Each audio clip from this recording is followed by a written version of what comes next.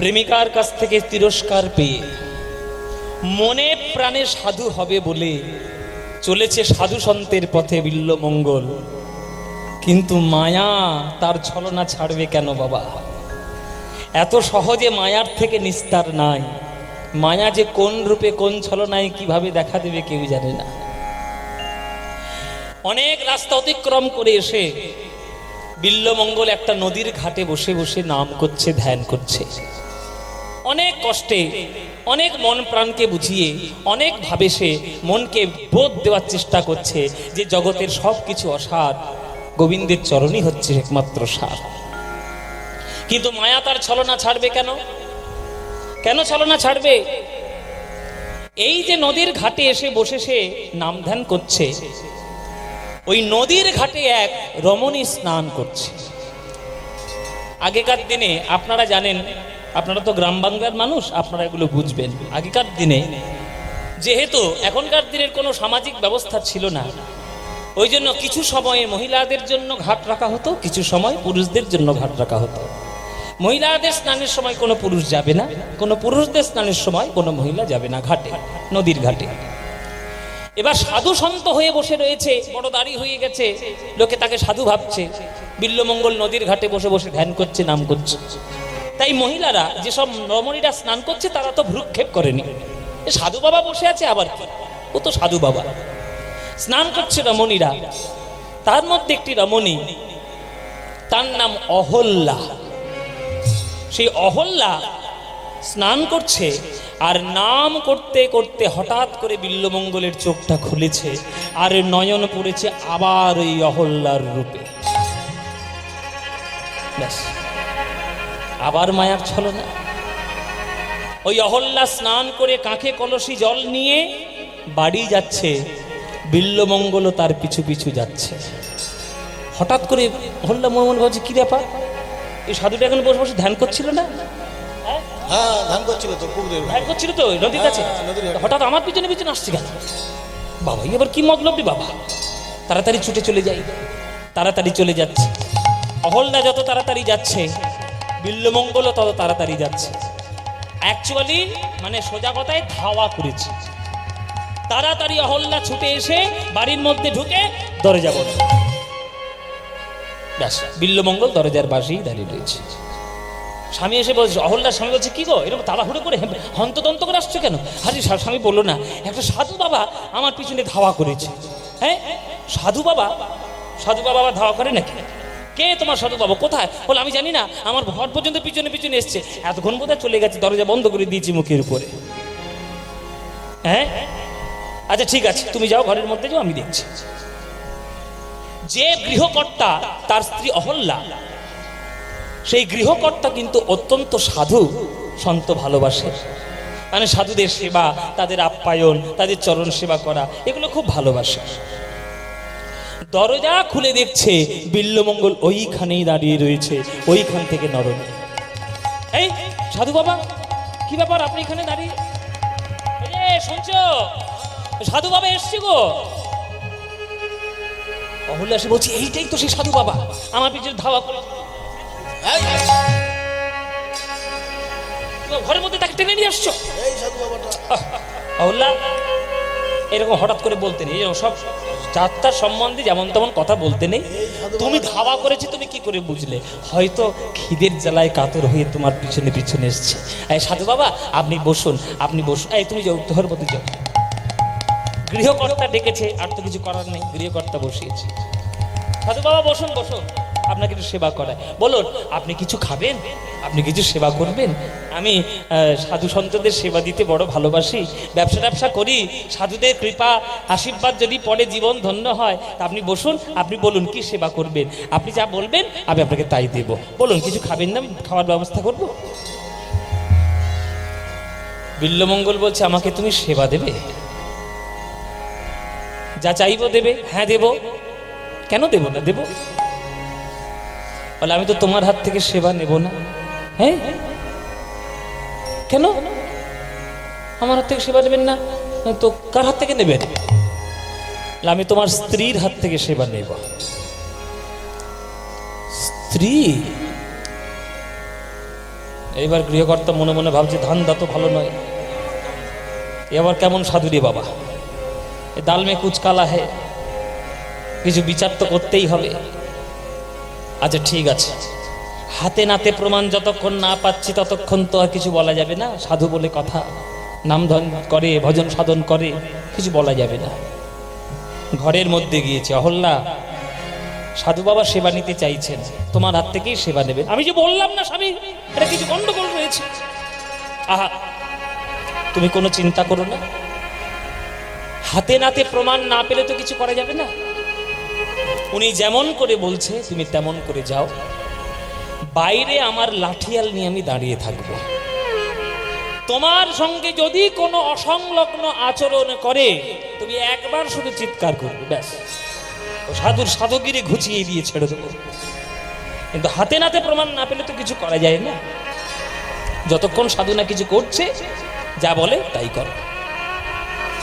অহল্যা সেজে গুজে সাধু বাবার কাছে এসেছে।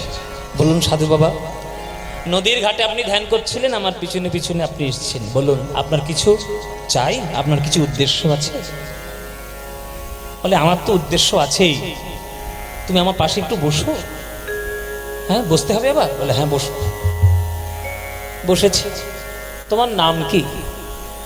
মানে আমার নাম অহল্যা। অহল্যা, অহল্যা শব্দের মানে জানো?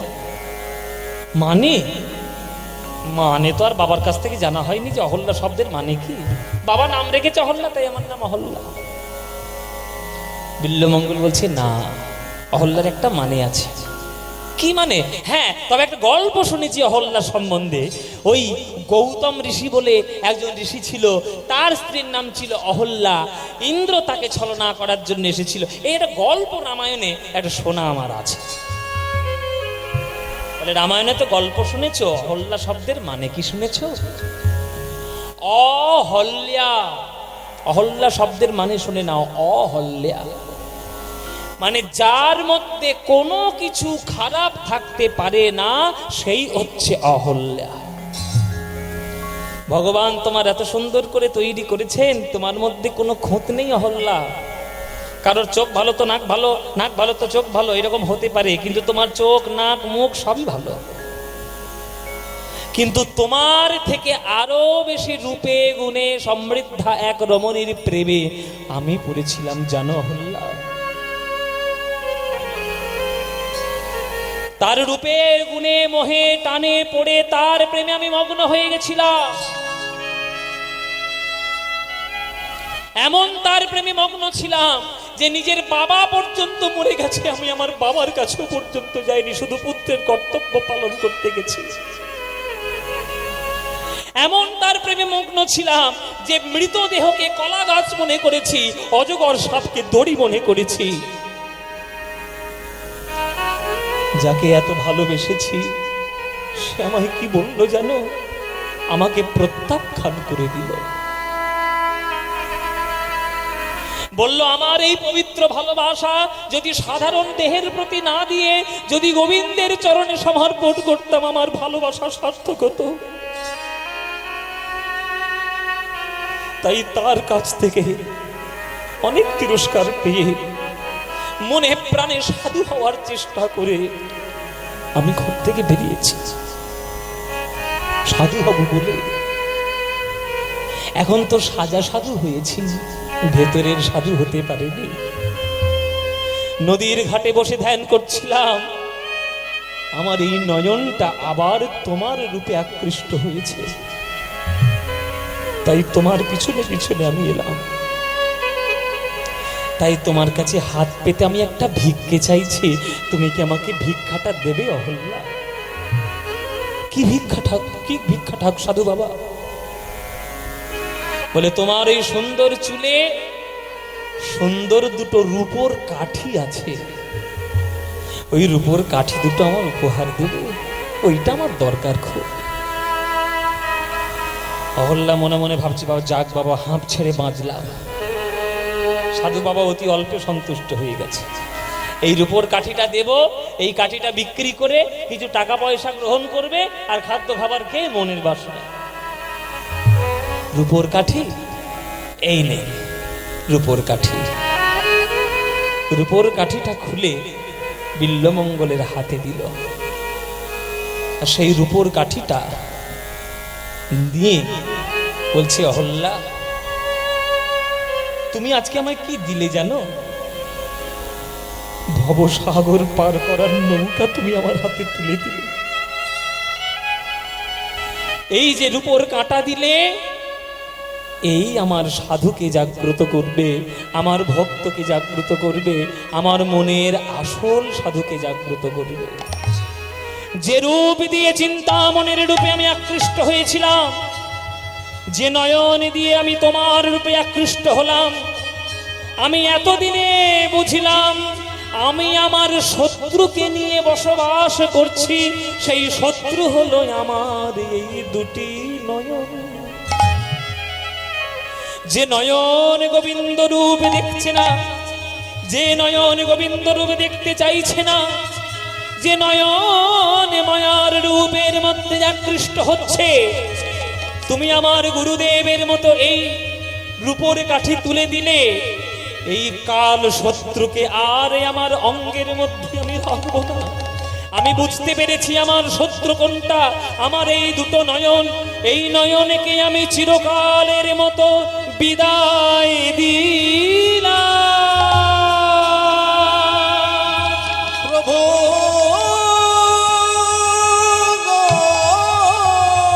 সেই রূপোর কাঠি নিয়ে বিল্বমঙ্গল ওই অহল্যার সামনে নিজের চোখের মধ্যে গেঁথে দিলে। স্বামী চিৎকার করে উঠেছে, অহল্যা স্বামী সর্বনাশ হয়ে গেল, দেখতে যাও দেখতে যাও। স্বামী লাঠিয়াল নিয়ে ছুটে এসছে, হয়তো কিছু অসংলগ্ন আচরণ হয়েছে। দরজা যেই খুলেছে, দেখছে বিল্বমঙ্গল তার চোখ থেকে রুধির ধারা বয়ে যাচ্ছে। স্বামী স্ত্রী দুজনে আছাড় খেয়ে বলল বিল্বমঙ্গলের চরণে, সাধু বাবা এ আপনি কি সর্বনাশ করলেন? সাধু বাবা, আমার বাড়িতে সাধুর রক্ত, আমার বংশ সর্বনাশ হয়ে যাবে, আমার বংশ নির্বংশ হয়ে যাবে। এ কি সর্বনাশ আপনি করলেন সাধু বাবা? সাধুর রক্ত পড়েছে আমার বিছানা।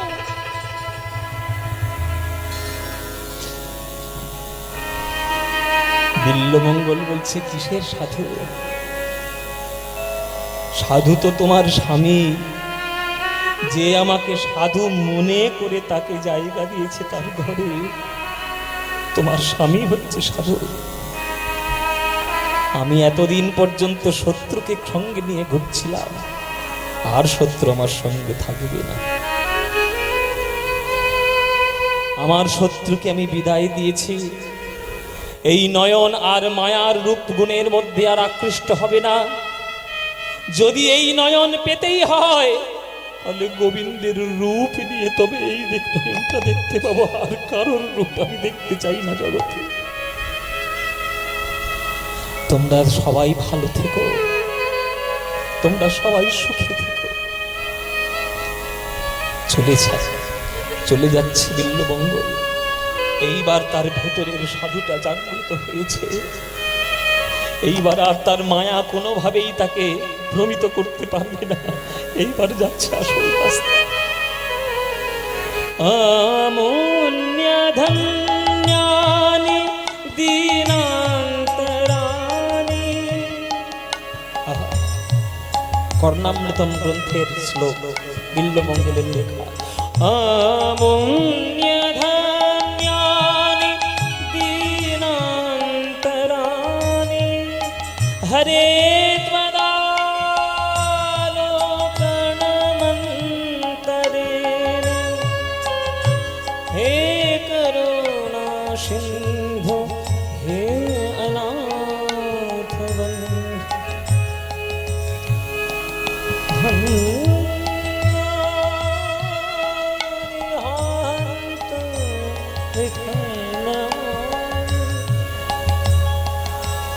এই শ্লোকের বঙ্গানুবাদ করলেন কৃষ্ণদাস কবিরাজ গোস্বামী। তোমার দর্শন বিনে, চৈতন্য চরিতামৃত, তোমার দর্শন বিনে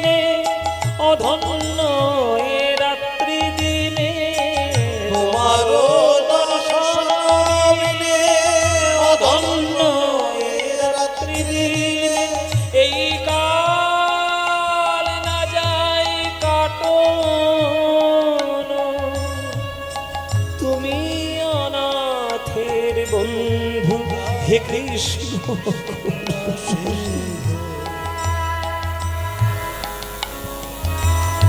আর আমাকে কেউ বাধা দিতে পারবে না গোবিন্দকে দেখা।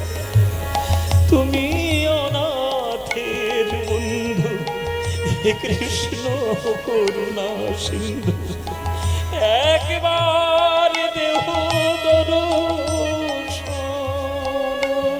ও একবার দেহ দর্শন,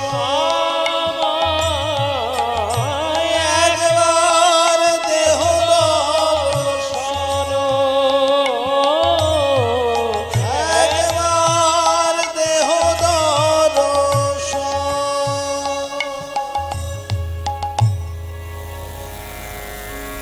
মায়া তাকে আর ভ্রমিত করতে পারবে না। নিজের চোখ দুটোকে রূপোর কাঠি গেঁথে দিয়ে খুবলে সেই চোখ দুটো তুলে ফেলবে। অন্ধ হয়ে গেলেন বিল্বমঙ্গল। মনে মনে প্রতিজ্ঞা করলেন, আর মায়ার রূপ দেখতে চাই না। এইবার যদি নয়ন ফিরে পাই, একমাত্র জগৎপতি গোবিন্দের রূপ দেখবো, আর কারো রূপ নয়, আর কারো রূপ আমি দেখতে চাই না। নিজের হাতে নিজে হয়ে গেলেন অন্ধ। হরি বল বাবা। মনে প্রাণে এবার সাধু হয়ে গেছে, আর কোনো মায়া তাকে কোনোভাবে ভ্রমিত করতে পারবে না। কিন্তু এদিকে চিন্তামণির কি দশা গো মায়েরা, চিন্তামণির কি দশা। চিন্তামণির আর গান ভালো লাগে না, লোকের সামনে নাচতেও তার ভালো লাগে না। এইবার মনে মনে তার বিল্বমঙ্গলের প্রতি ভালোবাসা জন্ম নিল। চিন্তামণি গিয়ে ঠাকুরের চরণ ধরে কাঁদছে। চিন্তামণি একটা কৃষ্ণের বিগ্রহকে পুজো করত, সেই বিগ্রহের চরণে গিয়ে পড়ে কাঁদছে, ঠাকুর এতদিন লোককে গান শুনিয়েছি, গান শুনে সন্তুষ্ট হয়ে কেউ গোলাপ ফুল ছুঁড়ে দিয়েছে, কেউ সোনার মোহর ছুঁড়ে দিয়েছে, বিষয় সম্পত্তির কেউ মালিক করে দিয়েছে, কিন্তু কেউ তো আমাকে কোনোদিন মন প্রাণ দিয়ে ভালোবাসেনি। এতদিন যারা যারা এসেছে তারা আমার সম্পত্তি লুটে পুটে খেয়ে তারা লোভের বশবর্তী হয়ে এসেছে। একমাত্র বিল্বমঙ্গল বলে একজন এলো আমার জীবনে, যে আমার কিচ্ছু চাইনি, সে শুধু আমার ভালোবাসা চেয়েছে, আর আমি তাকে তিরস্কার করে তাড়িয়ে দিয়ে আমি তোমার পথে পাঠিয়ে দিলাম। প্রভু বাজবন্ধু খুল খুল যায়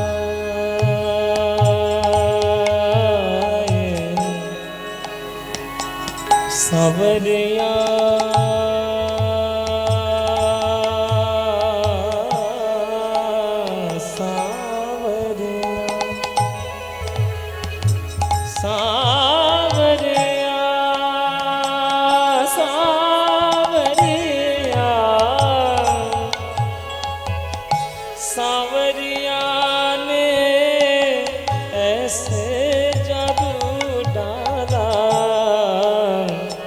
जादू डाला डाला बाजू बंद खुल खुल जाए बाजू बंद खुल खुल सावरिया सावरिया सावरिया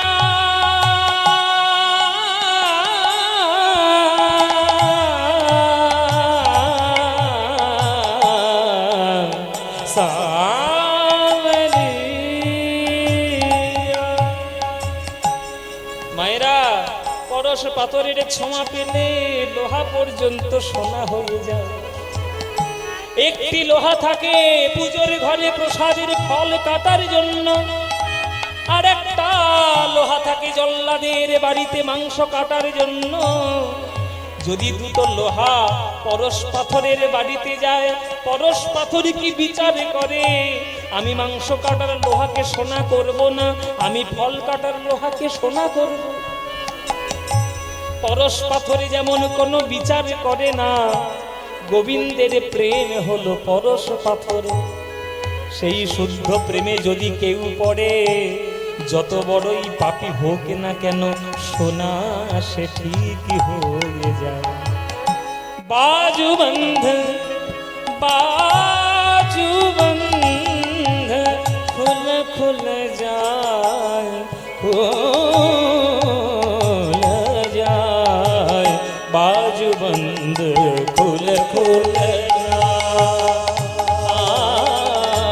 বাজু বন্ধ খুল খুল যায়, বাজু বন্ধ খুল খুল যায় রে, বাজু বন্ধ খুল খুল যায়, যায় রে, বাজু বন্ধ খুল খুল, বাজু বন্ধ খুল খুল, বাজু বন্ধ খুল খুল যায়।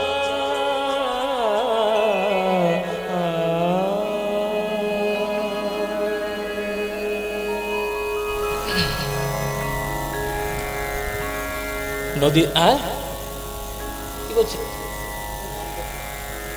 বুঝতেই পারছি না বাবা। বিস্তার গান, আচ্ছা এই গানটি বাবা, এই গান বাড়াতে বাড়াতে গেলাম আমাদের এখন 11টা 20 বাজে, এখন সময় কখন চলে এসেছে আমি তো ঘড়ির দিকে লক্ষ্যই করিনি। হ্যাঁ, আপনারাও বসে বসে চুপচাপ শুনছেন, আমরাও যাওয়ার পর গিয়েই যাচ্ছি। বাড়ি তো ফিরতে হবে নাকি? লন্ডনের ভিসা ডাকছে ওদিকে, জয়নিতা। তো বিল্লমঙ্গলের প্রেমে পাগল হলো এইবার চিন্তামণি। এতদিন বিল্লমঙ্গল চিন্তামণির প্রেমে পাগল ছিল, এবার চিন্তামণি বিল্লমঙ্গলের প্রেমে পাগল। আসলে মায়েরা, প্রেম ভালোবাসা এগুলো বড় সেন্সিটিভ জায়গা, বড় সূক্ষ্ম জায়গা। শাস্ত্রে ওই জন্যে নির্দেশ দিয়ে গেছে যে প্রেম কাকে বলে জানো? আত্মেন্দ্রিয় প্রীতিবাঞ্ছা তারে বলি কাম, আরে কৃষ্ণেন্দ্রিয় প্রীতি ইচ্ছা ধরে প্রেম না। নিজের বাসনা কামনা কাম সমস্ত কিছু পূর্ণ করার জন্য যা করব সব কাম, আর গোবিন্দকে সুখী করার জন্য যা করব সব হলো প্রেম। তা গোবিন্দের প্রেম তো সবার ভাগ্যে হয় না, যার ভাগ্যে একবার হয়ে যাবে বাবা পরশ পাথর পেয়ে যাবে।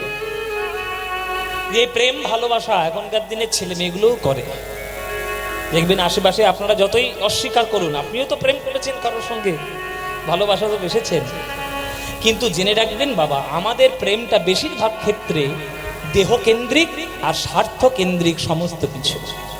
কিন্তু একমাত্র সেই দেহ স্বার্থ কাম বাসনা এগুলোর ঊর্ধ্বে গিয়ে যদি কেউ কখনো ভালোবাসে কাউকে, তবেই সেই ভালোবাসাগুলো সার্থক হয়, সেই ভালোবাসাটাই আসল জায়গা ধরে। হ্যাঁ, এদিকে একটা নদীর তীরে এসে বসে বিল্লমঙ্গল ঠাকুরের নাম করছে। এক সাধু বাবা এসে বলছে, কি ব্যাপার বাবা, কি ব্যাপার, এত অফুরন্ত ভক্তি তোমার, তুমি নদীর ধারে বসে কাঁদছো, এত ভজনীয় তোমার মন, তুমি কি বাবা জন্মান্ধ? জন্ম থেকেই কি তুমি অন্ধ? বিল্লমঙ্গল বলছে, আমি জন্মান্ধ নই, আমি হলাম নিজ অন্ধ। নিজ অন্ধ মানে? নিজ অন্ধ আবার কথার মানে কি? বলে আমি জন্মান্ধ নই, আমি নিজে নিজেই অন্ধটা হয়েছি। নিজে নিজেই অন্ধ হয়েছ? হ্যাঁ, আমি আমার চোখকে আমি নষ্ট করে দিয়েছি, নিজেই চোখটাকে নষ্ট করে ধরেছি। কেন? ভগবান তোমাকে দুটো চোখ দিয়েছে, জগতের কত সুন্দর রূপ তুমি দেখবে, সেই রূপ তুমি না দেখে তুমি এইরকম চোখ দুটোকে নষ্ট করে দিলে কেন? বিল্লমঙ্গল করজোড়ে বলছে, সাধু বাবা, আমি জগতের রূপ অনেক দেখেছি, ওই যে একটা কবিতা আছে, বাবা আমি সকল কিছু দেখেছি, আমি সব কিছু করেছি, আমি সকল কাজের পাই হে সময়, আমি তোমারে ডাকিতে পাই না। আমি চাহি দ্বারা সুত সুখ সম্মিলন, তব সঙ্গ সুখ চাই নে। গান আছে না, আর একটা কবিতার অংশ রয়েছে যে আমি সব কিছু জগতের বাইরে সব দেখে এসেছি, কিন্তু দেখা হয় নাই চক্ষু মেলিয়া, ঘর হতে শুধু দুই পা ফেলিয়া, একটি ধানের শীষের উপর একটি শিশির বিন্দু। জগতের অনেক রূপ দেখেছি বাবা, এমন রূপ আমি দেখেছি তার রূপের মধ্যে আমি ডুবে গিয়ে আমার বাবা মাকে পর্যন্ত ভুলে গেছি। তারপরে দেখলাম যে যত নকল রূপ দেখাচ্ছে সব আমার চোখ, যে চোখ আমার শত্রু রূপে আমার ঘরে থেকে আমাকে আসল বস্তু না দেখে শুধু নকল বস্তুকে দেখাচ্ছে, সেই ঘরের শত্রুকে থাকার থেকে না রাখাই ভালো।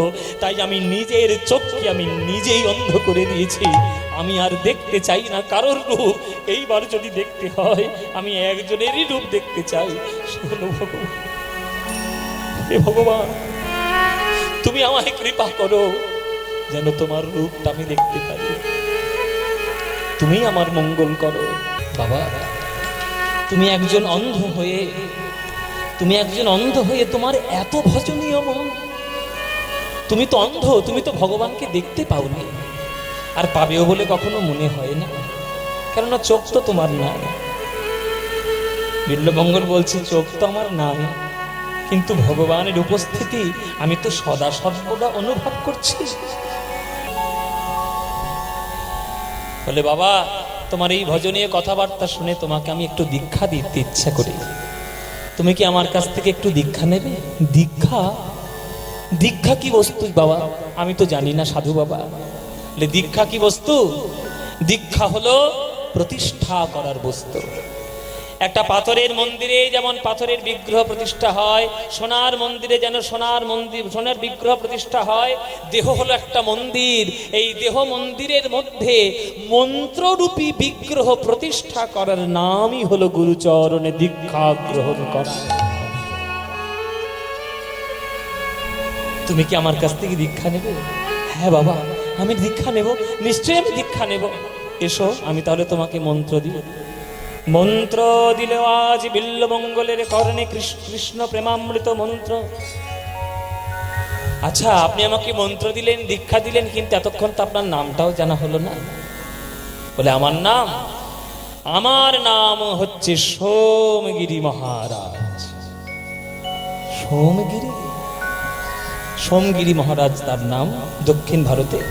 এই গিরি কথাটা শব্দটা কেন? এই গিরি শব্দটি হচ্ছে দশনামী সম্প্রদায়ের মধ্যে এক সম্প্রদায়। আপনারা জেনে রাখুন শঙ্করাচার্য সন্ন্যাসীদেরকে 10টা ভাগে বিভক্ত করেছিলেন তাদের ক্যাটাগরি অনুযায়ী, তাকে বলে দশনামী সম্প্রদায়। সেই দশনামী সম্প্রদায় কি কি জেনে রাখুন, আপনাদের কাজে লাগবে। তীর্থ, আশ্রম, বন, গিরি, অরণ্য, পর্বত, সাগর, পুরী, ভারতী, সরস্বতী, এইটা 10টা সম্প্রদায়। দেখুন তীর্থ, আশ্রম, বন, গিরি, এই যে গিরি শব্দটা, হ্যাঁ তীর্থ, আশ্রম, বন, গিরি, অরণ্য, পর্বত, সাগর, পুরী, ভারতী, সরস্বতী, এই তিনটে, এই 10টা, এই যে 10টা নাম সম্প্রদায়। আপনারা দেখবেন জগতের যে কোনো সন্ন্যাসী যে কোনো সম্প্রদায় অন্তর্ভুক্ত হন না কেন, এই 10টার মধ্যে কোনো না কোনো একটা সম্প্রদায় তার থাকবে। এই যে এখন আমি কিছুদিন আমি আজকেই দেখলাম বোলপুরে বোধহয় কোনো একজন শঙ্করাচার্য আসছেন, পুরী সম্প্রদায়। তাহলে পুরী, ভারতী, সরস্বতী, পুরী সম্প্রদায়ের শঙ্করাচার্য তিনি আসছেন বোলপুর, কোথায় আমি জানি না, ধর্মসভা কোথায় আছে, কিন্তু পোস্টার দেখলাম। তাহলে ওই যে পুরী, উনি এক দশনামী সম্প্রদায়ের এক সম্প্রদায়। এই যে গিরি, সোমগিরি মহারাজ, এই যে গিরি, ইনি একটা সম্প্রদায়। তাই তার কাছে দীক্ষা গ্রহণ করলেন বিল্বমঙ্গল সোমগিরি মহারাজের কাছে। যেই দীক্ষা গ্রহণ করলেন সঙ্গে সঙ্গে গুরুরূপে বরণ করলেন। প্রথম নাম দিলেন কার? চিন্তামণির জয়তি সোম গুরু গুরুর মে। প্রথম গুরুকে শ্লোকের মধ্যে লিখে দিলেন চিন্তামণির জয়তি সোম গুরু গুরুর মে। প্রথম গুরুকে যে তিরস্কার করেছে, যে কৃষ্ণের পথে চালিত করেছে, যে প্রেমকে সঠিক রাস্তা দেখিয়েছে, যার জন্য আজ কৃষ্ণ নামে আমি পাগল, সেই হলো আমার জীবনের প্রথম গুরু। চিন্তামণির জয় হোক, তাই চিন্তামণির নাম সর্বপ্রথম। দেখছেন সম্মান কাকে বলে? হতে পারে সে একটা বাইজি, হতে পারে সে একটা পতিতা, হতে পারে সে একটা কুঠি বাইরের একটা মেয়ে, কিন্তু সে আজকে তিরস্কার করেছিল বলে আজকে বিল্বমঙ্গল সাধু হতে পেরেছে, কৃষ্ণ নাম করতে পেরেছে। তাই কৃতজ্ঞতা স্বরূপ তার নামটাই বিল্বমঙ্গল প্রথম করেছে। চিন্তামণির জয়তি সোম গুরু গুরু রূপে। তারপরে তৃতীয় ভগবানকে স্বয়ং ভগবান পরমাত্মা রূপে বিরাজ করছেন হৃদয় ভগবান গুরুদেব রূপে। যদ পাদ কল্পতর পল্লব শেখরেশ। এগুলো হচ্ছে আপনারা দেখবেন চৈতন্য চরিত্রামৃতে সব শ্লোকগুলো সব লেখা আছে। এই যে চিন্তামণির জয়তি সৌম গুরু গুরুর মে, এই চিন্তামণি শব্দটা বিশ্লেষণ করতে গিয়ে কৃষ্ণদাস কবিরাজ গোস্বামী মনে মনে ভাবলেন চিন্তামণি কে? বিল্বমঙ্গল ঠাকুর কর্ণামৃতম গ্রন্থের প্রথম শ্লোকে যে তাকে বর্ণনা করলেন যে চিন্তামণিটাকে জগৎ চিন্তামণি না, জগৎ চিন্তামণি তো বটেই, তার সঙ্গে সঙ্গে তার প্রেমিকা চিন্তামণি। এত বড় কৃতজ্ঞতা যে বৈষ্ণব দেখিয়েছে, তার গ্রন্থ মহাপ্রভু অনুলিপি করিয়ে নিয়ে আসবে না তো কার গ্রন্থ নিয়ে আসবে বাবা? এইটাই তো মহাপ্রভুর কাছ থেকে আমরা পেয়েছি। আর এদিকে চিন্তামণি কেমন করে আছে? চিন্তামণি আজ বিল্বমঙ্গলের প্রেমে পাগল। ওই কুঠি পরিত্যাগ করলো, ওই বাইজি বাড়িটাই পরিত্যাগ করলো, পরিত্যাগ করে বিল্বমঙ্গলের প্রেমে পাগল হয়ে আজ চিন্তামণি বিল্বমঙ্গলের খোঁজ নিতে বেরিয়েছে। ওহে ঠাকুর, সবাই আমার কাছে এসেছিল আমার লোভে, আমার লোভে, কিন্তু তুমি এসেছিলে আমার ভালোবাসার লোভে। সবাই আমাকে টাকা পয়সা দিয়েছে, কিন্তু মন তো কেউ দেয় না।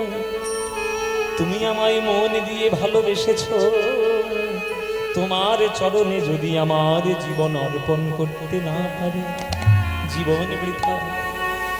সুরে ও বাণীর মালা দিয়ে তুমি আমারে ছুঁইয়াছিলে, সুরে ও বাণীর মালা দিয়ে তুমি আমারে ছুঁইয়াছিলে। অনুরাগ কুমকুম দিলে দেহে মনে, বুকে প্রেম কেন নাহি দিলে, আমার ছুঁয়াছিলে। সুরে ও বাণীর মালা দিয়ে তুমি আমার ছুঁয়াছিলে। বাঁশি বাজাইয়া লুকালে তুমি কোথায়, যে ফুল ফোটালে সে ফুল ঝরে যায়। কি যেন হারায় প্রাণ করে হায় হায়, কি যে চেয়েছিলে কেন কেড়ে নাহি নিলে, কি যে চেয়েছিলে কেন কেড়ে নাহি নিলে, আমার ছুঁয়াছিলে। এই গানটা কার লেখা জানে? এই গানটা কার লেখা জানো? এদের আর কি বলবো, এরা তো শুধু বরফ খেতেই ব্যস্ত। এই গানটা কার লেখা জানো? এই গানটা এই তোমাদের বর্ধমান জেলার লোক। এখন প্রশাসনিক ব্যবস্থার জন্য এখন বর্ধমানটা ভাগ হয়েছে পূর্ব পশ্চিম। আগে তো ভাগ ছিল না, আগে তো একটা গোটাই ছিল। আমি যখন প্রথম বর্ধমানে গান করতে আসতাম তখন তো গোটা বর্ধমান। এই তো আমি তো চোখের সামনে কিছুদিন আগে পশ্চিম আর পূর্ব হতে দেখলাম। হ্যাঁ 5 বছর, 5 বছর হয়েছে না, একটু বেশি হবে, একটু বেশি হবে হয়তো। তাই বর্ধমান পূর্ব পশ্চিম ভাগ হয়ে গেছে। কিন্তু বর্ধমান তো, এই বর্ধমানের একটা বিরাট বড় কবি, যার জন্য বাংলা গর্বিত। চুরুলিয়ায় যার বাড়ি, তার নাম কাজী নজরুল ইসলাম। আহা, এই কাজী নজরুল ইসলাম আমার এত প্রিয় কবি না, এনার গান এর তুলনা পৃথিবীর কোনো সম্পত্তি দিয়ে করা যাবে না। হ্যাঁ, এই গানটা ওনারই লেখা। বাঁশি বাজাইয়া লুটালে তুমি কোথায়, যে ফুল ফোটালে সে ফুল ঝরে না, কি যেন হারায় প্রাণ করে হায় হায়, কি যে চেয়েছিলে কেন কেড়ে নাহি নিলে, আমারে ছুঁয়াছিলে সুরে ও বানের মালা দিয়ে তুমি, আমারে ছুঁয়াছিলে সুরে ও বানের মালা দিয়ে তুমি, আমারে ছুঁয়াছিলে সুরে ও বানের মালা দিয়ে তুমি, আমারে ছুঁয়াছিলে।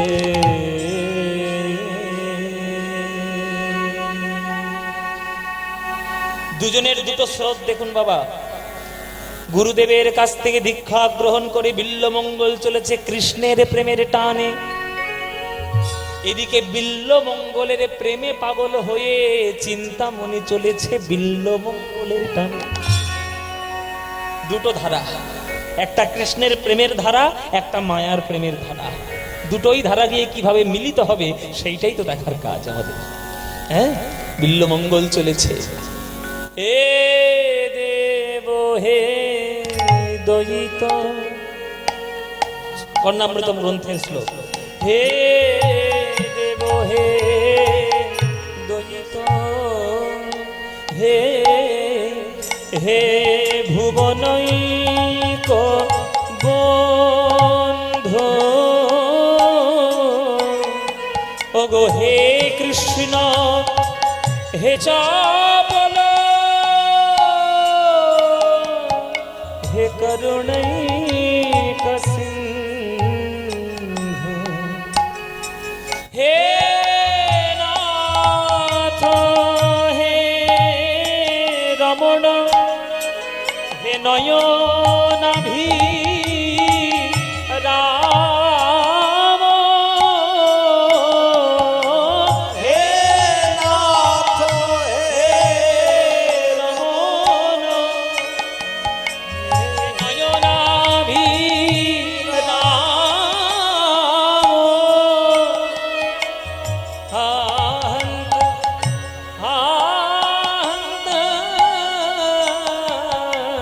পরম ত্রিশোর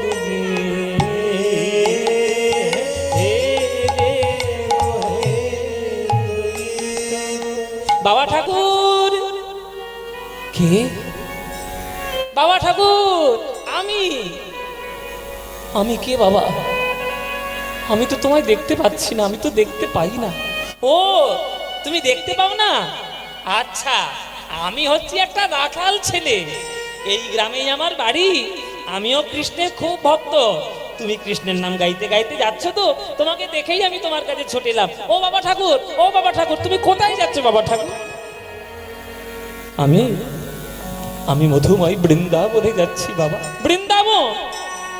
আমিও যেতে চাই বৃন্দাবন বাবা ঠাকুর। জানো, আমার গায়ের রং কালো বলে, আমি গরু চড়াই বলে আমার পাড়ার লোকেরা কেউ আমায় ভালোবাসে না। যার বাড়িতে যায় সে দুচ্ছা করে তাড়িয়ে দেয়, আমাকে কেউ একবারও দেখে না। আমার তাই মনে মনে ভাবলাম যে বৃন্দাবনে যে ভগবান আছে সেই ভগবানেরও গায়ের রং কালো, আমারও গায়ের রং কালো, তা ভগবানেরও গায়ের রং কালো।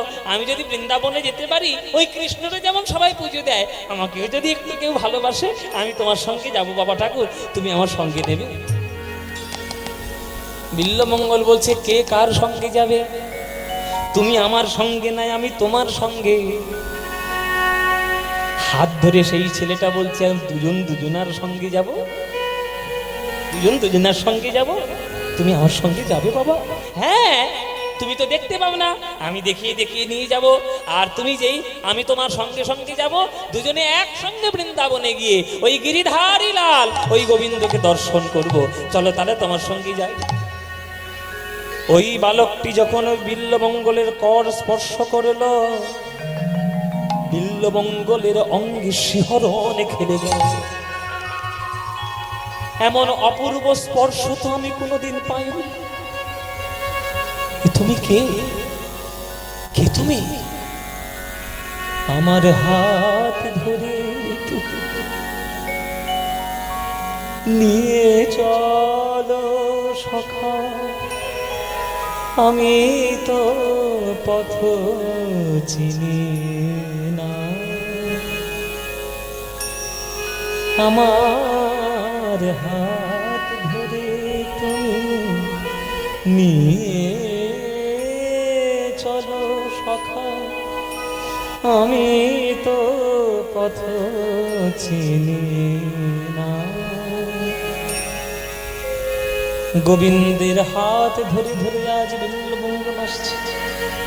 যত পথ অগ্রসর হচ্ছে, বিল্বমঙ্গল বুঝতে পেরেছে কে সে আমার হাতটি ধরেছে। যার হাত ধরার জন্য সকল যোগী ঋষি, যার কর স্পর্শ করার জন্য মুনি ঋষি জঙ্গলে গিয়ে কত সাধনা করে ঊর্ধ্বপদে হেঁট মুন্ডে, সেই ভগবান আমার কর স্পর্শ করে ভগবান স্বয়ং নিয়ে যাচ্ছে বৃন্দাবনে। এর থেকে বড় সৌভাগ্য আমার কি হবে? প্রভু, তুমি হাতটি যেন ছেড়ে দিও না। বৃন্দাবনে এসে হাজির হলো। এই হলো বৃন্দাবন। বাবা ঠাকুর, এই দেখো বৃন্দাবন। ও, তুমি আবার দেখবে কি করে? তুমি তো দেখতেই পাও না। হ্যাঁ, আমি তোমাকে বলে বলে দিচ্ছি, মনে মনে তুমি একটা কল্পনা করে নাও যে বৃন্দাবন কেমন দেখতে। এই দেখো কুলু কুলু শব্দে বয়ে চলেছে যমুনা। এই দেখো বিরাট বড় আকার ধরে দাঁড়িয়ে রয়েছে গিরি গোবর্ধন। এই দেখো রাধা গোবিন্দের লীলাস্থান কুঞ্জবন। তুমি তো বৃন্দাবনে এসে গেছো, আমি একটা রাখাল ছেলে, আমারও উদ্দেশ্য বৃন্দাবনে আসা, তোমার উদ্দেশ্য বৃন্দাবনে আসা। তাহলে এইবার আমায় বিদায় দাও বাবা ঠাকুর, বিদায়। তুমি আমার থেকে বিদায় নেবে? আমি তো আর তোমায় ছাড়বো না। ফাঁকিবাজি যতই দাও না কেন ঠাকুর, ভক্তের কাছে ফাঁকিবাজি তোমার ধরা পড়ে যাবে। আমি আর তোমায় ছাড়বো না, হৃদয়ের মধ্যে জড়িয়ে রাখবো। তুমি আমায় ছাড়বে না বাবা ঠাকুর? যদি আমি তোমাকে হাতটা জোর করে ছাড়িয়ে নিয়ে চলে যাই, তুমি কি আমাকে আটকাতে পারবে? না ঠাকুর, তোমায় আটকাবো এ সাধ্য কার? যে বাম হাতের কনিষ্ঠ আঙুলে তুমি গিরি গোবর্ধন ধারণ করেছ, সেই হাত দিয়ে তুমি আমাকে জোর করে ছাড়িয়ে নিয়ে যেতে পারবে? এ তো অসাধ্য সাধন কিছু নয়। কিন্তু জেনে রাখো হে ভগবান, हाथ छुड़ा के जाते हो निर्बल जान के मोहे, हृदय से जब जाओ तो सबल जानो तो है। আমার হাত তুমি ছাড়িয়ে দিয়ে চলে যেতে পারো, এতে তোমার কিসের বীরত্ব? ওই কেমন ভগবান হয়েছো দেখাও দেখি।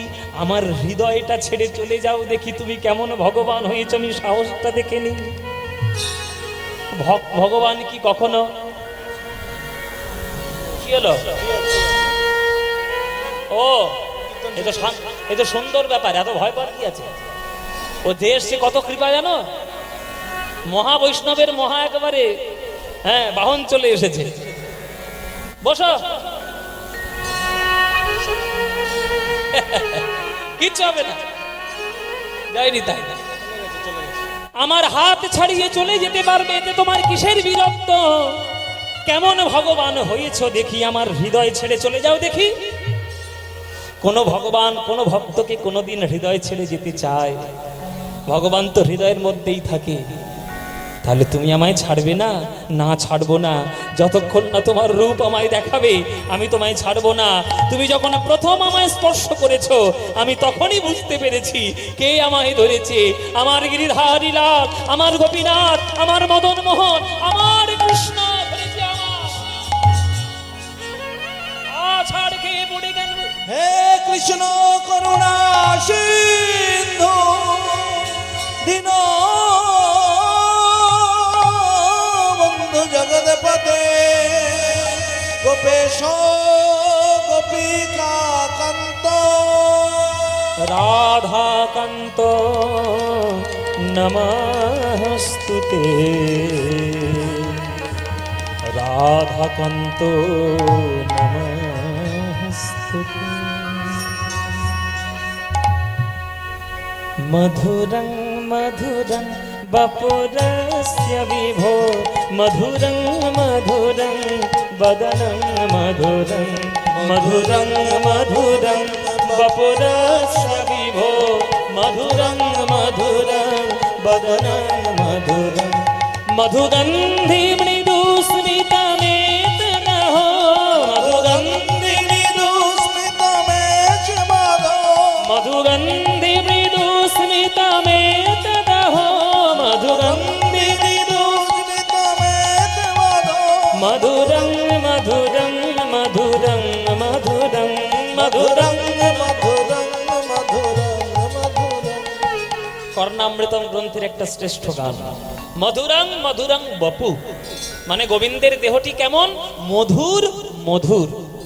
বলে দুবার মধু বলা হলো কেন? বলে নামেই যার এত মধুর, ঘরে থাকতে দেয় না, তার দেহটাকে বলতে গেলে কি একবার মধু বললে আশা মেটে গো, তাই দুবার মধু। তাই গোবিন্দের দেহটা দুইবার মধুরং। দেহটার মধ্যে আরো সুন্দর জায়গা কোনটা? বলে বদনং মধুরং মধুরং বদনং মধুরং। বদনকে বর্ণনা করার সময় তিনবার মধু। আর সেই বদনের মধ্যে আরো সুন্দর জায়গা কোনটা? বলে মধুগন্ধে মৃদু স্মিতমেতদহ। যেখান থেকে অধর সুধা পাওয়া যায়, যেখান থেকে 6 রাগ 36 রাগিনীর জন্ম হয়, যেইখান থেকে অধরামৃত প্রেম পাওয়া যায়, ওই মুখমণ্ডলের মধ্যে অধরটাই হলো জগতের সব থেকে মধুর স্থান। তাই বদনটাকে মানে গোবিন্দের ঠোঁটটাকে, অধরটাকে বর্ণনা করার সময় বলছে মধুগন্ধে মৃদুম স্মিতমেতদহ। সেইখানে বিল্লমঙ্গল মধুরং মধুরং মধুরং মধুর 4 বার মধু বললে।